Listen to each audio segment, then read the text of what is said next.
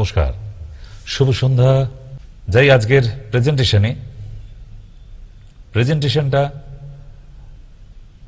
একদম ডিফারেন্ট ধরনের প্রেজেন্টেশন, তাই একটু মাথা হালকা করে নিন, কারণ মাথা খালি না করলে নতুন কিছু ভরতে পারবেন না। ঠিক আমাদের মোবাইলের SMS বক্সের মতো, ওখানে যদি ওভারলোডেড SMS হয়ে যায় সেটাকে একটু ডিলিট করতে হয়। ওভারলোডেড যদি ইমেজ রয়ে যায়, ফটো রয়ে যায়, একটু ডিলিট করতে হয়, না হলে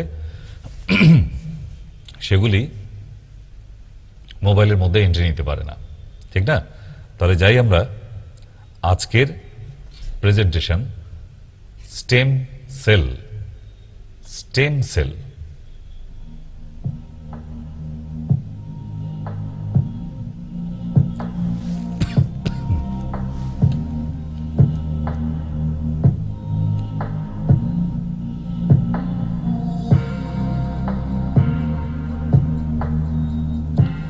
And now, ladies and gentlemen, you have a questions ready to ask me. Obviously, what is stem cell? We have never listened before in our life. Stem cell? We have listened cell, we have listened stem, but stem and cell both together. What mean by stem cell? কি বলে এটাকে? মানে কি? খায় না মাখে, ঠিক না? খুব মন দিয়ে শুনবেন। স্টেম সেল প্রথম আবিষ্কার সারা পৃথিবীর চিকিৎসা বিজ্ঞানে উন্নত আজকে যে দেশ, যার নাম ইটালি। ইটালিতে প্রথম আবিষ্কার হয়, তারপর জার্মানি, ইংল্যান্ড, ইউকে, USA, দেন ইন্ডিয়া। তারপরে এখনো বহু কান্ট্রিতে এই স্টেম সেল এটা একটা treatment therapy.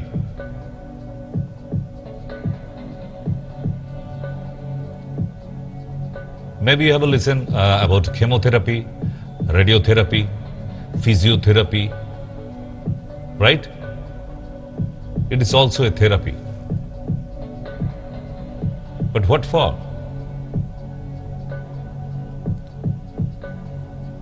Stem cell therapy একদম নতুন শুনলেন?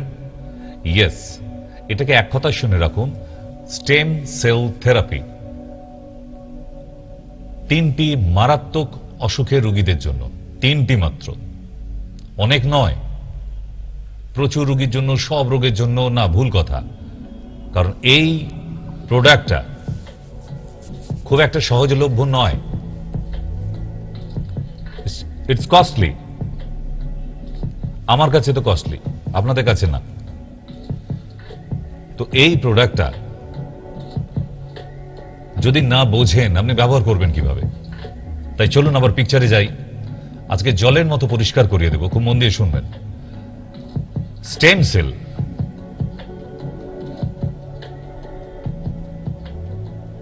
যেমন শরীরের মধ্যে যতগুলি অর্গান আছে, সেই অর্গানগুলি তৈরি হয় কিসে? রেড ব্লাড সেল দিয়ে, মাসল সেল দিয়ে, কার্ডিয়াক, হার্টের মধ্যে কার্ডিয়াক সেল থাকে, এপিথেলিয়াল সেল থাকে, অ্যান্ড্রোসাইটিস সেলস, কন্ডোসাইটিস, নিউরন, ফ্যাট সেলস, এইগুলো দিয়ে আমাদের এই শরীরটা, পুরো মানব দেহটা তৈরি। যেগুলো আমি বলে দিলাম, muscle cells, red blood cells, cardiac cells, epithelial cells, enterocytes and chondrocytes, neuron মানে নার্ভের একটা কণা, অ্যান্ড ফ্যাট সেলস। এই প্রতিটা অর্গান একসঙ্গে মিলিত হয়ে তবে একটি মানব দেহ তৈরি হয়েছে। এবং এই মানব দেহের মধ্যে এই যে অর্গানগুলো তৈরি হয়েছে, আমাদের ভেতরে যন্ত্রপাতিগুলো, অ্যানাটমিক্যালস অ্যান্ড ফিজিওলজিক্যালস যে অর্গানসগুলি আমাদের শরীরে আছে, সেগুলির প্রধান মলিকিউলস ম্যাটেরিয়ালস হচ্ছে স্টেম সেল। আমাদের যে অর্গানগুলো তৈরি হয়েছে, এই যে 8 রকমের ম্যাটেরিয়াল দেখলেন, এগুলো তো খারাপ হয়, তাই তো? এগুলো খারাপ হয়, ড্যামেজ হয়, ডিস্ট্রয় হয়, ডেড হয়ে যায়। সেল ডেড হয়ে যাওয়া, যেমন গ্যাংগ্রিন। পায়ে যদি গ্যাংগ্রিন হয়, আমি এক্সাম্পল দিচ্ছি, দেখবেন পাটার মধ্যে কোনো সার থাকে না, পিঁপড়ে, ইঁদুর, আরশোলা, সাপ কামড়ে দিয়ে গেলেও ওই পায়ে আর কোনো সার নেই, শুকনো গাছের কাঠের মতো হয়ে গেছে, ওটাকে কেটে বাদ দিয়ে দিতে হয়। কেন? কারণ ওটা ডেড সেল হয়ে গেছে, ওটা শরীরের অঙ্গের সাথে মিশবে না। ওকে রেখে দেওয়া মানে আস্তে আস্তে অন্যান্য সুস্থ সেলগুলিকে ড্যামেজ করে দিয়ে ডেড করে দেবে। বোঝা গেছে? মৃত মানুষ মারা গেলে বা কোনো প্রাণী মারা গেলে আমাদের মানব সমাজের মধ্যে তাকে রেখে দিতে নেই, দূরে কোথাও গিয়ে তাকে শবদাহকে দাহ করে দিতে হয়, পুড়িয়ে দিতে হয়, না হলে মাটির নিচে দফন করে দিতে হয়, সমাধি দিয়ে দিতে হয়। কেন? কারণ ওই মৃতদেহ মানব সমাজের মধ্যে থাকলে আরো অনেক রোগ ছড়াবে। ক্লিয়ার? ঠিক তেমনি আমাদের মানব দেহের মধ্যে যদি কোনো অর্গান সেল ডেড হয়ে যায়, সেল মানে কোষ, কোশিকা যদি মৃত হয়ে যায়, তাহলে তাকে ফেলে রাখলে ধীরে ধীরে ধীরে ধীরে অন্যান্য জীবিত সেলগুলোকে ডিস্ট্রয় করে দেয় অ্যান্ড ডেড করে দেয়, মারা যায়। ঠিক তেমনি কোনো এক্সটার্নাল ক্যান্সার যখন দেখেন আপনারা, ব্রেস্টে অথবা কোনো হাতে, পায়ে যে ক্যান্সার হয়, এই ক্যান্সার হয়ে যাবার ফলে দেখবেন এরা মাংসের দলা মতো ফুলে উঠেছে, ওইগুলো কোনো সার নেই। ওখানে সাপে কামড়াক, ওখানে পিঁপড়ে খেয়ে যাক, ইঁদুরে কামড়ে নিক, কিছু বুঝতে পারবে না। কেন? ওই সেলগুলো ডেড সেল। এই ডেড সেলগুলিকে শরীর থেকে ফেলে দিতে হয়। কারণ ওই ডেড সেল রেখে দেওয়া মানে, আবার বলে দিই, জীবিত সুস্থ হিউম্যান সেলগুলিকে আবার সেগুলিকে ডিস্ট্রয় অ্যান্ড ড্যামেজ করে দেয়, অ্যান্ড আফটার দেন ডেড করে দেয়। ফলে ক্যান্সার আরো ছড়াতে থাকে। ক্লিয়ার? তাহলে স্টেম সেলের কাজ কি? বলছে স্টেম সেলের কাজ হচ্ছে এই ডেড সেলকে আটকাতে পারে। অনেক সময় আমি দেখেছি ডেড সেলকে আবার রিজেনারেট করতে পারে। ডেড সেল নষ্ট হয়ে যাবার পর, মৃত হয়ে জায়গাগুলো নষ্ট হয়ে যাবার পর সেখানে আবার নতুন করে সেল তৈরি করতে পারে এবং সুস্থ সেলগুলিকে কমপ্লিটলি 100 নয় 1000% প্রোটেক্ট করে। তার মানে বুঝতে পারছেন যে স্টেম সেল থেরাপি এমন একটি থেরাপি যেটার মাধ্যমে মানুষের শরীরের ডেড সেলকে প্রতিরোধ করা যায়। আর কি কাজ করা যায়, চলুন একটু ডিটেল দেখব এবার। Stem cell therapy is a medical treatment that uses stem cell to repair or replace damaged, diseased or dysfunctional tissues in the body. The cells are collected from the patient or a donor, processed in a lab and then transplant back into the patient's body to promote tissue regenerations and healing. তাহলে মানুষের দেহ থেকেই collection করা হয় এবং আবার অসুস্থ মানুষের শরীরে ট্রান্সপ্ল্যান্ট করা দেওয়া হয়, যার ফলে রিজেনারেশন অ্যান্ড হিলিং হয়। অনেক সময় আপনারা দেখে থাকবেন মুখের মধ্যে আগুন লেগে গোটা বডি পুড়ে গেছে, মুখটা সুন্দর মুখ, একটা সাইড পুড়ে গিয়ে একদম বিশ্রী দেখতে হয়ে গেছে, ক্ষত হয়ে গেছে। ডক্টররা দেখবেন থাই থেকে মাংস কেটে নিয়ে এখানে জুড়ে দিয়ে আবার একদম গাছে যেমন কলম বাঁধি আমরা, ঠিক তেমনি ভাবেই ওই মাংসপিণ্ডটা জুড়ে যায়। যাই তো? তাহলে কি করা হলো? এখানে নতুন করে টিস্যু ইনস্টল করা হলো। একটা জায়গা থেকে নিয়ে এসে টিস্যু আর একটা জায়গায় টিস্যুর সাথে সেটাকে অ্যাটাচমেন্ট করিয়ে আমাদের সার্জারি, কসমেটিক বা টিস্যু ট্রান্সপ্ল্যান্ট করা হলো, এটা সার্জিক্যালের মধ্যে পড়ে। দেখেছেন আপনারা এরকম অনেক পোড়া কেসে, বার্নিং কেসে, বার্ন কেসে এগুলো দেখা যায়। তাহলে আমরা আরেকজনের দেহের মাংস কেটেও কিন্তু ওখানে জোড়া লাগাতে পারা যায়। ঠিক তো নেক্সট কি বলছে,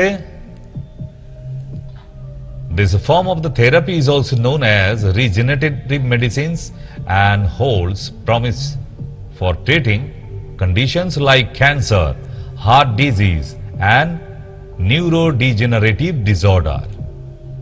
এই তিনটে মারাত্মক অসুখে, এক হচ্ছে ক্যান্সার, হার্ট ডিজিজ মানে যাদের heart failure, heart blockage, heart attack এই ধরনের প্রবলেম হয়ে গেছে, এবং যাদের নিউরোডিজেনারেটিভ ডিসঅর্ডার, কারা? Seizure disorder, cerebral palsy child, by born যারা সেরিব্রাল পালসি চাইল্ড, এই ধরনের পেশেন্টদের, এই তিন ধরনের পেশেন্টদের এই স্টেম সেল থেরাপি যদি অ্যাপ্লিকেশন করা যায় তাহলে কিন্তু পৃথিবীর সেরা ট্রিটমেন্ট এখন, এবং সেই তুলনায় এর এমন কিচ্ছু দাম পড়ে না। সারা মাসের যে ডোজ তৈরি করে দিয়েছে সেই ডোজে পড়ে মাত্র ৯,০০০ টাকা। আপনি একবার ভেবে দেখুন, আপনার একটা সেরিব্রাল পালসি বাচ্চা আছে, সেই বাচ্চাটা একটা জড় পদার্থের মতো বড় হবে, আপনারা মারা যাবার পর ওকে কে খেতে দেবে না দেবে কেউ জানে না।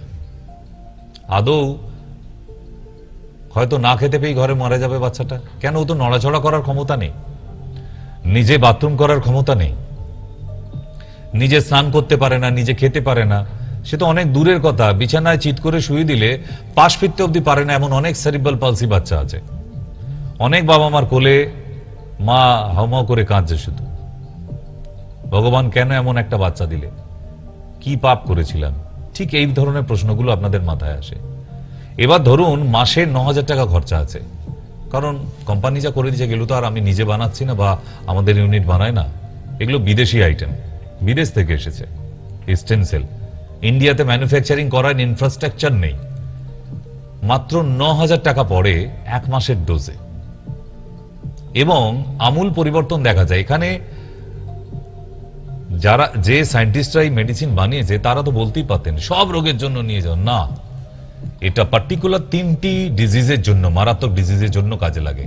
এক হচ্ছে any kind of cancer, also blood cancer. Secondly heart dysfunction disorder, heart attack, open heart surgery হয়ে গেছে, আপনার পেসমেকার বসানো আছে, তবুও আপনি হাঁপিয়ে পড়ছেন, এই যে প্রবলেমটা হচ্ছে এগুলোকে একদম পুরো রিলিফ করে। কারণ আজকে আপনাদের সামনে এই প্রোডাক্টটা বলছি, আমি অন্তত কয়েক বছর ধরে এটা নিয়ে স্টাডি করছি, তবে তো একটা প্রোডাক্ট মার্কেটে নিয়ে আসা যায় না। কারণ আমি অ্যাপ্লিকেশন করেছি, দেখেছি তার রেজাল্ট, তবে তারপর আমি টিভির পর্দায় মিডিয়ায় নিয়ে আসি, না হলে না। আজকে আপনাদের জানিয়ে রাখছি কেন, হয়তো কারোর কোনোদিন প্রয়োজন এসে যেতে পারে, আসতেই পারে, ঠিক? তাহলে আর একটা লাস্ট বলছে যে immune rejection and tumour formation remain, যেগুলো ইমিউনিটি ল্যাক করার ফলে যদি কার্সিনোজেন টিউমার তৈরি করে। Basically tumours is 2 types, you know. Number 1 carcinogen tumour, number 2 ভ্যানাইন টিউমার। এই কার্সিনোজেন টিউমার যদি হয়ে থাকে আপনি জানতে পারেন after biopsy or other any morphological symptoms by, তাহলে you can apply this product for this patient. Clear? And it's not only medicine, it's a medicinal therapy. Clear? Next, jai একটু জেনে রাখুন, জানতে জানতে আপনাদের সুবিধা হবে। হাউ ইট ওয়ার্কস, কিভাবে এটা কাজ করে। এটা প্রথমে কালেকশন করতে হয় স্টেম সেলস, তারপরে তাকে প্রসেসিং করতে হয় ল্যাবে, তারপর তাকে ট্রান্সপ্লান্টেশন করতে হয়, তারপরে ট্রান্সপ্লান্টেশনের পরেই দেখবেন নতুন করে এই জায়গাটা রিপেয়ার হতে শুরু করেছে। দারুণ মজার জিনিস, এই 4টে প্রসেসই কিন্তু এটা ওয়ার্ক করে। Collection, processing, plantations and regenerations.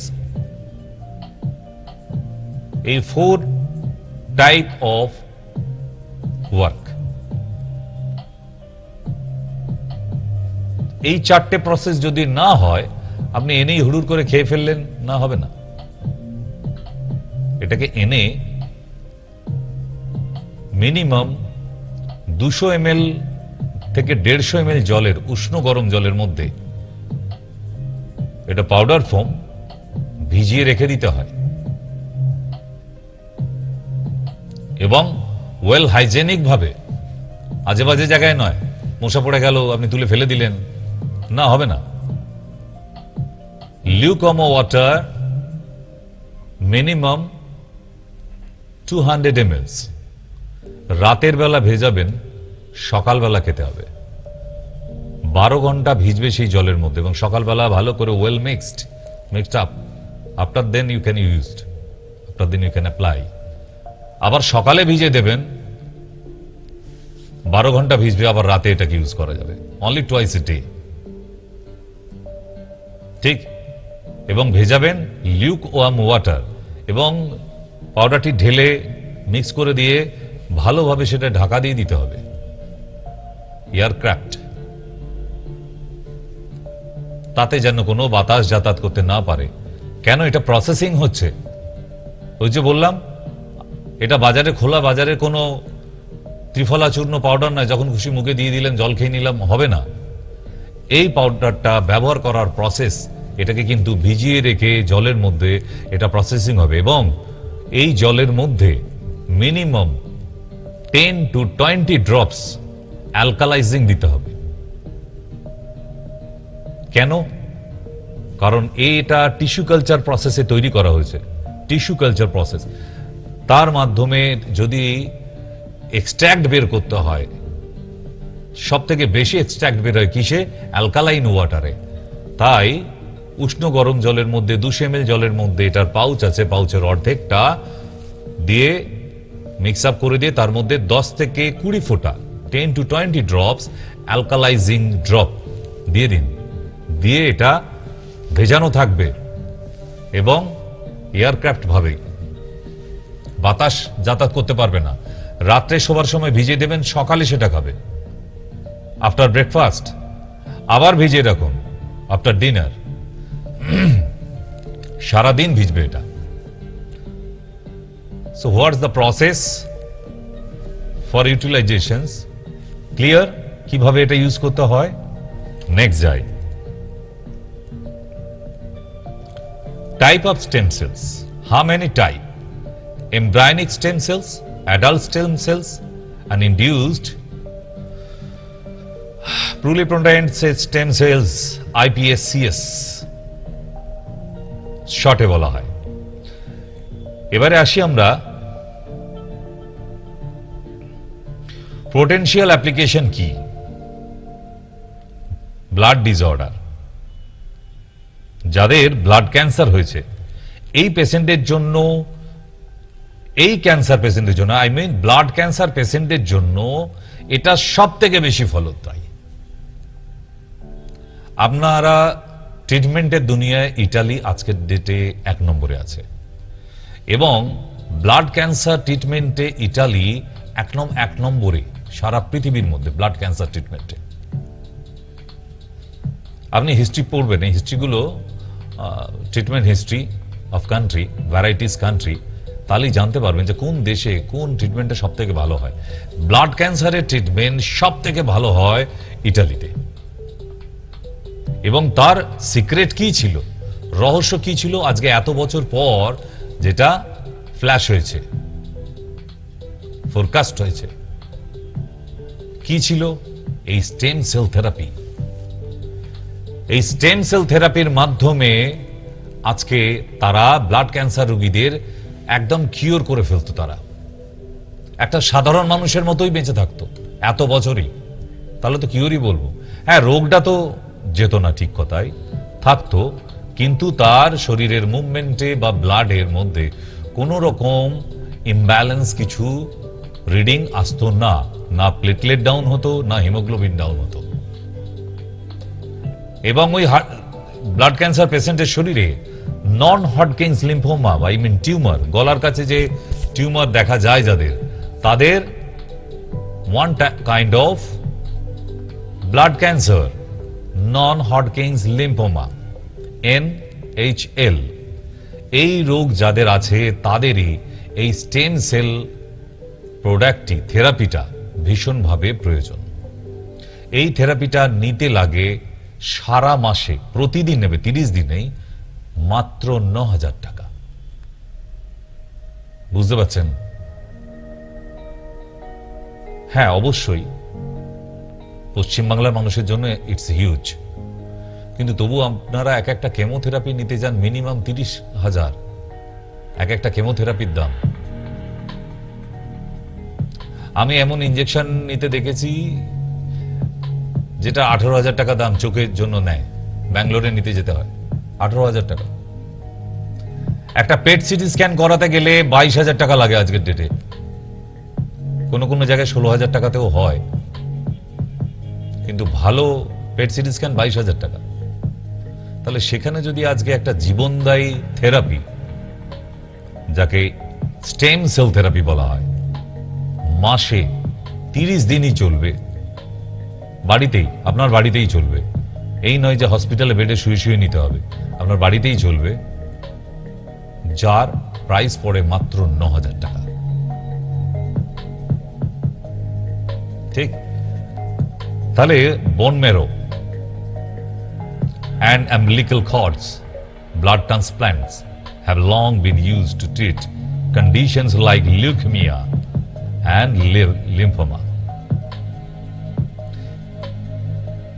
এই লিউকেমিয়া অ্যান্ড লিম্ফোমা যেটা বলছিলাম, যে গলার কাছে অসংখ্য পরিমাণে টিউমারের মতো, আঙুরের থোকার মতো ছোট ছোট ছোট ছোট টিউমার হয়ে যায় পুরো এই গলার এরিয়ায়, লিম্ফোমা বলে একে। এবং তাদেরই আস্তে আস্তে আস্তে তারা যে ব্লাড ক্যান্সারে পদার্পণ করে গেছে, আর বুঝতে দেরি করলে হবে না। এটা বায়োপসি করি, ওটা বায়োপসি করি, টেস্ট করি না, একদম ব্লাড ক্যান্সারের ট্রিটমেন্ট শুরু করে দিন। ঠিক? দ্বিতীয়, bone marrow transplant, it's too tough. কয়েকটা বছর তো ওই ব্লাড ক্যান্সার পেশেন্টকে ভালো রাখা যায়, তাহলে এই না যে সারা জীবন বাঁচিয়ে রাখা যেতে পারে। আপনি বোন ম্যারো ট্রান্সপ্ল্যান্ট করুন, কিন্তু তার সাথেও বলবো এই স্টেম সেল থেরাপিটা নিতে। আপনারা গুগলসে জেনে নিতে পারবেন কোথায় কোথায় পাওয়া যায় প্রোডাক্ট, অনলাইনে আনিয়ে নিতে পারবেন বাড়িতে যদি এমন মুমূর্ষু রোগী থাকে ক্যান্সারের। NHL, what is NHL? Non Hodgkin's lymphoma. এই দেখুন, এই যে টিউমারের কথা বলছিলাম, গলার আশেপাশে চারদিকে তৈরি হয়ে যায়, এই ধরনের টিউমার যাদের আছে তারা বাড়িতে বসে থাকবেন না, ইটস টু ডেঞ্জারাস, তার মৃত্যু ডেকে আনবেই। 14 বার বায়োপসি করে নাটক করার কোনো দরকার নেই, একবার বায়োপসি করেছেন ব্যাস, ওকে, তারপরে বারবার করতে যাবেন না। এতে আরো ছড়াবে এই টিউমারগুলো, কারণ এই টিউমারগুলো cancerous, carcinogen, malignant. Warning, sign of lymphoma. যদি আপনার এরকম টিউমার হয়ে গিয়ে থাকে, তাহলে আপনার কি সিমটম আসবে? জ্বর হবে, প্রচুর পরিমাণে জ্বর হবে, যখন তখন জ্বর হবে, আর ওষুধ খাওয়াবেন আবার জ্বর ছেড়ে পালিয়ে যাবে। অ্যালার্জি হবে প্রচুর শরীরে, আর হাঁপাতে থাকবেন, একটা গোঙানির আওয়াজ, হাঁপাতে থাকবেন, পা গুলো ফুলে যেতে থাকবে, খিদে একদম থাকবে না, আনএক্সপেক্টেড ওয়েট লস, হু করে ওজন কমতে থাকবে, ঘাড়ের কাছে, গলার কাছে অসংখ্য টিউমার্স দেখা যাবে।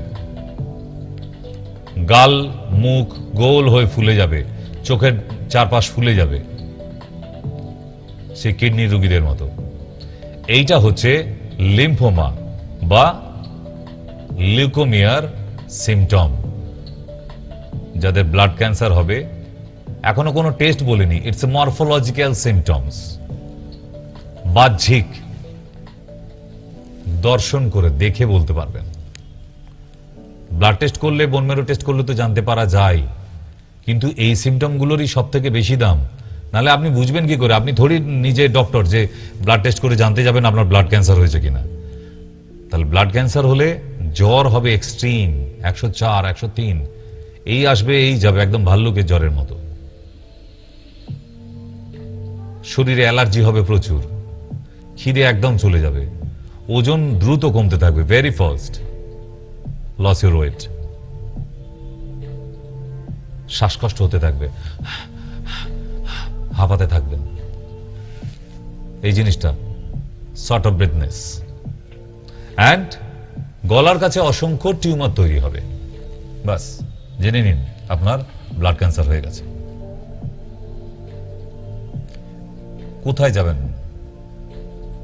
পশ্চিমবাংলা, ভারতবর্ষ ঘুরে বেরিয়ে এলেও এই জায়গা বোন ম্যারো টেস্ট করে ফেললেও কিছু করার থাকে না, যখন এই নট হটকিন্স লিম্ফোমাগুলো দেখা যায়।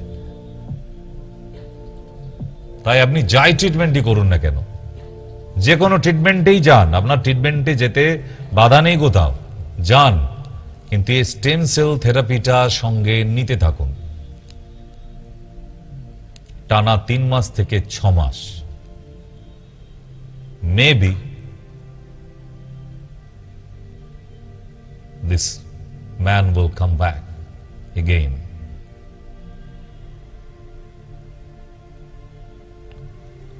সেই জন্যই এই স্টেম সেল থেরাপি ব্যাপারটা মাথা থেকে সরাবেন না।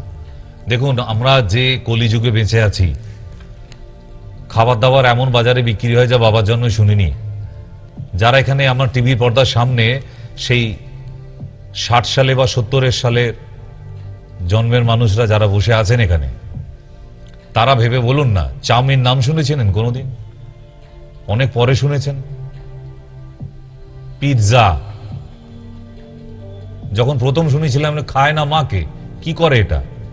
কোন বাড়ির নাম, জায়গার নাম, বলছে না এটা খাবারের নাম।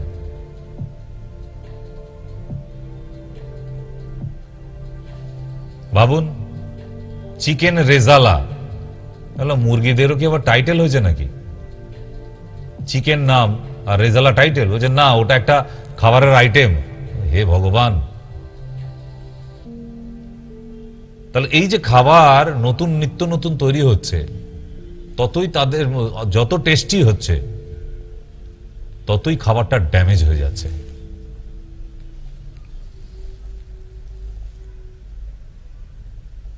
একটা জিনিস মাথায় আনবেন, কালকে লাইভে এসেছিলাম, এক দিদিভাই কল করে বলেছিলেন, ডাক্তারবাবু আপনি চায়ের অনুষ্ঠান দেখালেন, এত রকম ভাবে চা কবে আবিষ্কার হলো, কত কি আমরা জানতে পারলাম অজানা তথ্য, দারুণ শোটা হয়েছে, কিন্তু কফি নিয়ে করেননি কেন? আমি ডাইরেক্টলি বলেছিলাম, আমি কফি নিজেই খাই না, তাই কফির প্রতি ইন্টারেস্ট নেই, তাই করিনি।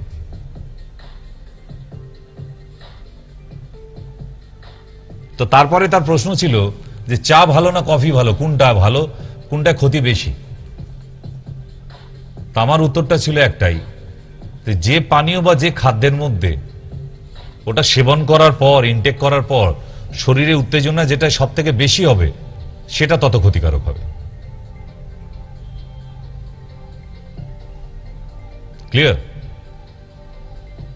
চা ভালো, শরীরে সাময়িক উত্তেজনা আনে, তার থেকে কফি খেলে আরো বেশি উত্তেজনা আনে, আর তার থেকে আরো বেশি উত্তেজনা আনবে কি? Whisky, alcohol. আর উত্তেজনার ফলাফল জানেন, যে জিনিসে আপনার উত্তেজনা বাড়ে, সেটা শবাব হোক, শরাব और কবাব,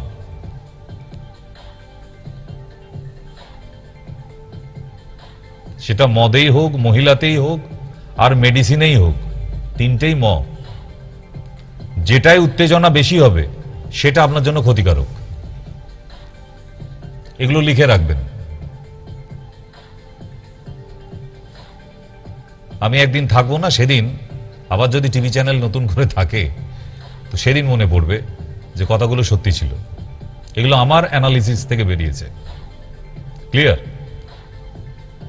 তাহলে স্টেম সেল থেরাপি আর কি কাজে লাগতে পারে? কারণ আমরা আগে জেনেছি এর আরেকটা ডিউটি কি, যে ড্যামেজ হয়ে যাওয়া সেলকে রিজেনারেট করতে পারে। টি সেলস শরীরের মধ্যে ছোট ছোট টিউমার হয়ে ঘা হয়ে যাওয়া, অথবা এরকম শরীরের মধ্যে কালশিটে পড়ে যাওয়া এবং স্কিনের ডিজিজ হয়ে যাওয়া, আই মিন স্কিন ক্যান্সার। কেন হয়ে যাচ্ছে? আমাদের স্কিনের নিচে 7টা লেয়ার আছে। এই 7টা লেয়ারে ভেতর থেকে উঠে আসে এই অসুখ।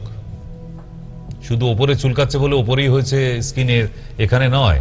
স্কিন ভেদ করে আমাদের স্কিনের 7টা লেয়ার আছে।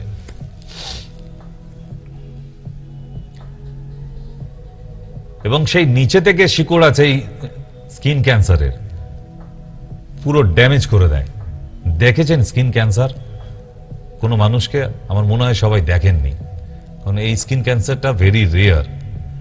তবে আবার বলি, এই রোগীগুলোর জন্যই almost perfect product is stem cell therapy. খাওয়ার প্রসেস আমি বলে দিয়েছি কিন্তু, কারণ যে আলোচনাটি হচ্ছে ভেরি ইম্পর্টেন্ট, খুবই গুরুত্বপূর্ণ। কিন্তু প্রথমে বুঝতে পারছিলেন না স্টেম সেল কি। Stem cell is a therapy. এই মানুষগুলোর জন্য এই থেরাপিটা ভীষণভাবে প্রয়োজন। ওরাল ডোজে থেরাপি, ওরাল ডোজে। যেমন ওরাল কেমোথেরাপি নেন, 30 দিনে 30টা করে ছোট ছোট ট্যাবলেট দিয়ে দেয় না ক্যান্সার পেশেন্টদের? এটা ঠিক তেমনই একটা পাউডার ফর্মে, বাট এটা খাবার প্রসেসটা আলাদা। এটা উষ্ণ গরম জলের মধ্যে ভিজিয়ে রাখতে হবে 12 ঘন্টা, এবং তার মধ্যে অ্যালকালাইন ড্রপ আপনি তখন না দেন, পরের দিন সকালে যখন খাবেন তখন অ্যালকালাইন মিশিয়ে। কিন্তু আমি বলবো এটাকে ভিজিয়ে রাখুন অ্যালকালাইন দিয়ে, সাথে সাথে করতে যাবেন না, রেজাল্ট খুব একটা বেশি পাওয়া যায় না। ওই রাতের মধ্যেই 10 থেকে 20 ফোঁটা অ্যালকালাইজিং ড্রপ এবং stem cell half pouch 200 ml জলের মধ্যে ভিজিয়ে রাখবেন, সারা রাত ভিজবে।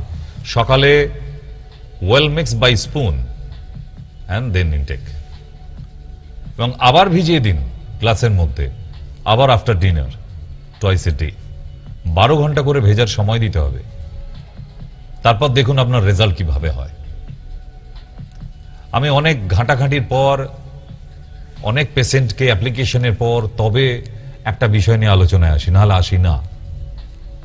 ঠিক অনেক ডক্টররা হয়তো নয়, অবভিয়াসলি আমার শো তারা দেখেন, কারোর জ্বলে যাচ্ছে, আর প্রচুর ডক্টর ফোন করে আবার তাদের সঙ্গে ভালো রিলেশনও হয়ে যাচ্ছে, বন্ধুত্বও হচ্ছে। এতে কি হচ্ছে যে ডিসকাশনের মাধ্যমেই তো একটা নতুন কিছু আসে। সবই তো আলোচনার বিষয়, আমরা সবাই সব জানি তা তো না। তো সুতরাং প্রচুর ডক্টররা আজকে আমাদের এই প্যানেলের মধ্যে এসেছে, আমাদের অনেক নতুন চেম্বারে তাদের পাঠানো হচ্ছে। আপনারাও ইচ্ছা থাকলে যোগাযোগ করতে পারেন, কোনো অসুবিধা নেই। কারণ একটা জিনিস মাথায় রাখবেন, ইগো আর টাকা।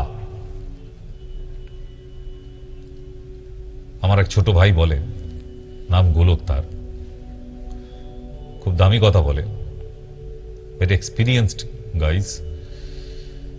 ইগো আর টাকা কখনো এক পকেটে থাকবে না। আপনার ইগো থাকবে, আবার আপনি অনেক পয়সা করবেন, হবে না। ওই ইগো আপনার অহংকার আর পতন মাটিতে মিশিয়ে দেবে। সুতরাং ইগো থাকলে, আমি এখনো শিখি, প্রতিদিন শিখি, সবার থেকে শিখি, শিখতে দোষ নেই তো, লাভই তো আছে। তাই আপনার যদি ইগো থাকে, আপনার শেষ ওখানেই। সে আপনি যেই হন, আপনি যেই হরিদাস পাল হন, যদি আপনি ইগো নিয়ে চলাফেরা করেন, না আমি একটু না, মানে আপনি কি মশাই, আপনার ইগো আপনার পকেটে রেখে দিন, কারণ এই ইগো আপনাকে একদিন শেষ করে ফেলবে। ইগো আর টাকা দুটো এক পকেটে চলতে পারে না, একই মানুষের কাছে থাকবে না।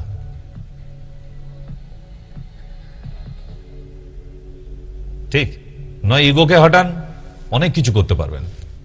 আর নালে টাকার মায়া ছেড়ে দিন, ইগো নিয়ে বসে থাকুন, আপনি বয়ে গেছে লোককে আপনার কাছে যেতে। ঠিক আছে? তো সুতরাং যদি যে সমস্যাগুলো দেখাচ্ছে এখানে, এই ধরনের সমস্যাগুলো নেক্সট দেখুন, আপনার জানাশোনার মধ্যে পড়বে। এই ধরনের সমস্যাগুলো দেখলে একদম চোখ বন্ধ করে ট্রিটমেন্ট শুরু করান। অ্যাটোপিক ডার্মাটাইটিস, সিটিসিএল, সোরিয়াসিস, এই ধরনের ডিজিজগুলোকে আবার নতুনভাবে আমার চোখ খুলে দিল। মানে এখনো শিখছি, কারণ আমার বিগত 25 বছর প্র্যাকটিসে স্টেম সেল থেরাপি কোনোদিন আমি ইউজ করাইনি। শ্বাসকষ্ট প্রচুর হবে, গায়ে গুটি গুটি মতো দাগ দেখা দেবে,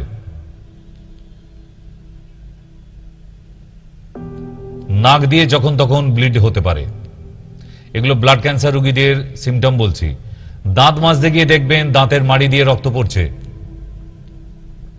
ব্যাপারটা কি? So what's the happening after the heart attack? Do you? আপনারা ধান জমিতে যেমন দেখেছেন যে একটা পাম্প, টুলু পাম্প মেশিন পুকুর থেকে বা ডোবা থেকে জল তুলে ধান জমিতে ফেলছে, থ্রো করছে। আমরা ছোট থেকে দেখে বড় হয়েছি। ঠিক তেমনি হার্টের কাজ হলো একটা সাইডে রক্তকে টেনে এদিকে এনে মাথার উপর দিয়ে গিয়ে আবার রাইট সাইড দিয়ে গিয়ে আবার বাঁদিকে টানছে। ওর সারাদিনের কাজই হলো সার্কুলেশন। তাই আমরা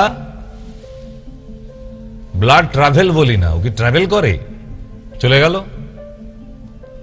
সার্কুলেশন করে। তাই সবসময় দেখবেন ব্লাড সার্কুলেশন কথাটাই মাথা আসে। কেন? ও সবসময় সার্কেলের মতো ঘুরছে, আর এই পাম্প মেশিনটার জন্য এটাই তার কাজ। So heart attack symptom: nausea, vomiting, shortness, weakness, sweating, squeezing hearts and pressure, pain ইত্যাদি। এগুলো তো জানেন আপনারা। এবারে আসি হার্ট অ্যাটাক কেন হয়। এক্সট্রিম স্ট্রেসের জন্য হয়,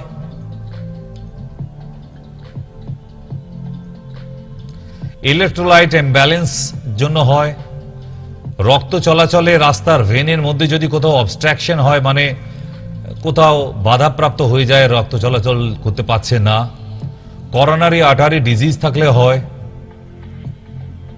যদি আর্টারি স্প্যাজমস থাকে হয়, and uncommon medical conditions থাকে। এই কারণগুলোর জন্য হার্ট অ্যাটাক হয়। অহেতুক উত্তেজিত হয়ে যাওয়া, জাঙ্ক ফুড খাওয়া দাওয়া, অত্যাধিক অয়েলি ফুড ইনটেক করা, মিল্ক প্রোডাক্ট, মিষ্টি খাওয়া প্রচুর, এই লোকগুলোরই হার্ট অ্যাটাক হয়। ক্লিয়ার? তাহলে হার্ট অ্যাটাক হয়ে যাবার পরেও ওই ড্যামেজ এরিয়াকে হার্টের ভিতরে তাকে রিপেয়ার করতে পারতে সক্ষম এই স্টেম সেল থেরাপি। একটা হার্টের ট্রিটমেন্ট করতে গেলে কত লাগে? মিনিমাম 5 থেকে 5.5 লাখ টাকা। আর আপনার এখানে খরচা পড়ছে কত? মান্থলি, মাসে 9,000 টাকা। কমাস? 3 months to 6 months। 3 months to 6 months have to needs for patient। তাই এই প্রোডাক্টটা যে কেউ খেতে পারবে না। আগে ক্যান্সার নিয়ে ডিসকাশন করলাম, next heart, after then neuro disorder. What kind of neuro disorder? A mad man or woman, they are also neuro disorder. A paralyzed patients, also neuro disorder. A Parkinson patients, also neuro disorder. A psychic mania patient, she is also neuro disorder. But I am saying neuro disorder like that, cerebral palsy, Parkinson and paralyzed, এই ধরনের রোগীগুলোকে application করার। Yes.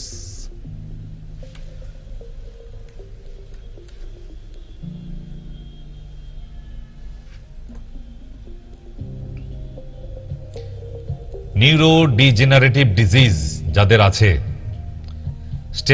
Stem cell therapy is being investigated for conditions such as Parkinson's disease and support neural conditions in autism. এই দুটো কারণে, এবং যাদের paralysed হয়ে গেছে অলরেডি, একটা সাইড বেঁকে গেছে, জোর পাচ্ছে না, হাতের গ্রিপিং শক্ত হচ্ছে না, হাঁটতে গেলে ডিসব্যালেন্স হয়ে যাচ্ছে, ঠিক সেই ধরনের পেশেন্টগুলোর এটা দরকার। এই তিনটে disease, brain disorder, autism and cerebral palsy, Parkinson's disease, and autism, those all are disease, some by born or some by disease. So autism প্রচুর বাবা মায়ের কাছে আছে, আমরা দেখেছি। এদের জন্য আলাদা স্কুল হয়, স্পেশাল চ্যালেঞ্জেস চাইল্ডস। এই বাচ্চাগুলোর জন্য আলাদা করে আমি পড়াশোনা করতে হয়েছে আমাকে, কারণ এর জন্য ডক্টর খুব একটা খুঁজে পাবেন না, দেখবেন বাজারে নেই। আমার প্রেসক্রিপশন প্যাডটায় দেখবেন নিচে লেখা আছে এই বাচ্চাগুলির জন্য আমাকে আলাদা করে 5 ইয়ার্স কোর্স নিতে হয়েছে। এখন অবধি যোগাযোগ রেখেছি টিচারদের সঙ্গে। From আইআইসিপি, Indian institute of cerebral palsy, সেখান থেকে কোর্সটা করা আমার। তাই সেরিব্রাল পালসি বাচ্চাদের হাজার হাজার বাচ্চা দেখেছি কোর্স করার সময়। এক একটি বাচ্চা এক এক টাইপের, ডিফারেন্ট কাইন্ড অফ বেবিস। একটা সেরিব্রাল পালসি বাচ্চার একরকম categories characteristic, so other cerebral palsy different characteristic. এ ডান দিকে পাশ ফিরতে পারে তো বাঁ দিকে পাশ ফিরতে পারে, এ বসতে পারে তো আবার ও গড়িয়ে গড়িয়ে যেতে পারে, এ একটু একটু করে হাঁটতে পারে তো নড়াচড়াও করতে পারে না। So different kind of cerebral palsy child I have seen in my institute. আমার তাদের অবজারভেশন করার জন্যই কোর্সটা করতে যাওয়া, যে অ্যাকচুয়ালি, কারণ এই ধরনের আপনি চাইল্ড কটা দেখেছেন জীবনে, হাতে গুনে বলে দেবেন যে আপনার 50 বছর বয়স হোক, 40 বছর বয়স হোক, 30 বছর বয়স হোক, এই বয়সের মধ্যে হয়তো আপনি হাতে গোনা 10টা থেকে 12টা সেরিব্রাল পালসি চাইল্ড দেখেছেন কোথাও। তাও পাত্তা দেয়নি, ও মুখ দিয়ে লাল পড়ছে, বাচ্চাটা মায়ের কোলে আছে, অত পাত্তাই দেননি, তাই না? আমি হাজার হাজার বাচ্চা দেখেছি, কারণ ওখানে নিয়ে আসতো বাচ্চাদের অবজারভেশনের জন্য। তাহলে এই বাচ্চাগুলোর এতদিন অবধি বাই মেডিসিন কোনো ট্রিটমেন্ট ছিল না, শুধু কনভালশন হওয়ার জন্য ওই ভ্যালপোরাইন সিরাপটাই দেওয়া হতো বা লেবিভিল সিরাপটাই দিত 250 পাওয়ারের। এতদিন ডক্টররা তাই করে এসছে যে ওদের যে কনভালশন ব্যাপারটা আছে, এপিলেপসি, সেটার জন্যই। আর বাকি হাত বেঁকে আছে, মুঠো খোলে না, তাহলে সেগুলো কি হবে? এইগুলো ট্রিটমেন্টের জন্য আজকে ইটালিয়ান সায়েন্টিফিক রিসার্চ বলছে stem cell therapy is the best therapy for those child.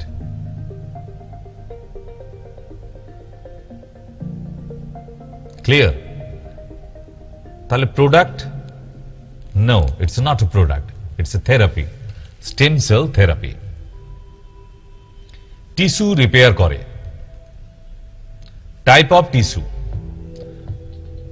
Muscle tissue, epithelial tissue, nerve tissue and connective tissue, I mean neuron. Classification, তাহলে একটা জায়গা আপনি ধরুন পেটে অপারেশন করে এলেন, এই অপারেশন করে আসার পর 6 মাস পরে দেখছেন ওই যেখানে স্টিচ করা হয়েছিল সেখান থেকে পুঁজ রক্ত মতো বা জলের মতো সিরাম মতো বেরোচ্ছে, সিক্রেশন হচ্ছে জল জল মতো, যেটা ফিস্চুলার পেশেন্টের হয়। ফিস্চুলার পেশেন্টের কি হয়, ভেতরে সেল ড্যামেজ হয়ে যায় পুরো নালী গায়ের ভেতরে। তাহলে অপারেশন করার পরে আপনি ধরুন 3 বছর আগে অপারেশন করেছেন, 1 বছর আগে অপারেশন করেছেন, কত মায়েদের দেখেছি আমি যে তারা সিজার করে আসার পর বাচ্চার 1 বছর বয়স হয়ে গেছে, তখনও তার মা এসে বলছে যে ডাক্তারবাবু ওই স্টিচের একটা কোণা থেকে না এখনো পুঁজ রক্ত বেরোয়। ভয়ঙ্কর ব্যাপার, ক্যান্সার হয়ে যাবে যে। ইয়েস, এই ধরনের পেশেন্টগুলোকে স্টেম সেল থেরাপি মাস্ট, অবশ্যই দরকার আছে। স্টেম সেল থেরাপি এই ধরনের পেশেন্টদের অবশ্যই দেবেন। ভেতর থেকে ড্যামেজ জায়গাকে রিপেয়ার করতে পারার আরেকটি নাম স্টেম সেল থেরাপি। যদি ফিস্চুলাতেও গিয়ে দেখেন যে দীর্ঘ বছর হয়ে গেছে, পচে গেছে, পচন ধরে গেছে, স্টেম সেল থেরাপি আপনি যাই ট্রিটমেন্ট করান, অপারেশন করুন, যা খুশি করুন, শুধু ইটালিয়ান ডক্টররা বলছে যে আপনি যে কোনো প্যাথিতেই থাকুন, homeopathy, Ayurveda, Unani, allopathy, operation, whatever, but only after then use twice a day stem cell therapy, minimum 90 days, minimum 90 days, যেখানে এই ডেড সেলগুলি রিপেয়ার হতে পারে। সো আমাদের কাছে যে স্টেম সেল থেরাপিটা এসেছে সেটা দেখতে কেমন? ইয়েস, এটাই, this is stem cell therapy. আপনি হয়তো দাম নিয়ে ভাবছেন, আজকের ডেটে 1 কাপ ভালো চায়ের দামও 20 টাকা হয়ে গেছে। 2 কাপ চা খেলে সারাদিনে বা দুজন মিলে খেলে তার হিসেবে কত দাঁড়ায়? 14,600 টাকা। আপনি কি চাইবেন না আপনার বাড়িতে এইরকম একটা ছোট্ট শিশুর যদি আরো কয়েকটা মাস বেঁচে থাকে? 20টার প্যাকেট সিগারেটের 400 টাকা দাম আছে, বছরে 1,46,000 টাকা খরচা করেন সিগারেটের পেছনে। আর আপনার মা যদি অসুস্থ হয়, তার জন্য 3 মাসের জন্য 9,000 টাকা করে খরচা করা যায় না? এটা কি খুব অসম্ভব ব্যাপার? বাচ্চাদের কুরকুরা কিনে দিতে গিয়ে 20 টাকার প্যাকেট এখন সারা বছরে লেগে যায় 7,300 টাকা, যেটা আপনার বাচ্চা বারবার অসুস্থ হয়। তাহলে আপনার বাচ্চাকে কোনটা খাওয়াবেন? Stem cell? সেই জন্যই বলে বাঙালি, এটা পশ্চিমবাংলা, দুধ সুষম খাদ্য বিক্রি করতে বাড়ির লোকের দুয়ারে দুয়ারে যেতে হয়, আর মদ একটা ডেঞ্জারাস খাদ্য পানীয়, সেটা লাইন দিয়ে লোকে কেনে। বই বিক্রি হয় পশ্চিমবাংলায় ফুটপাতে, আর জুতো বিক্রি হয় এসি ঘরে। এবার আপনারাই ভেবে বলুন, স্টেম সেল না মদের দোকান, কোনটা? এই অনুষ্ঠানটা আবার দেখানো হবে, যদি ভালো লেগে থাকে অবশ্যই শেয়ার করবেন, কারণ এই ধরনের প্রোডাক্ট নিয়ে এরকম একটা মারাত্মক Italian product, Italian scientific analysis আজকে আপনাদের সামনে তুলে ধরলাম 3টে ডিজিজ নিয়েই। ঠিক, আবার দেখা হবে, ভালো থাকুন, রাধে রাধে।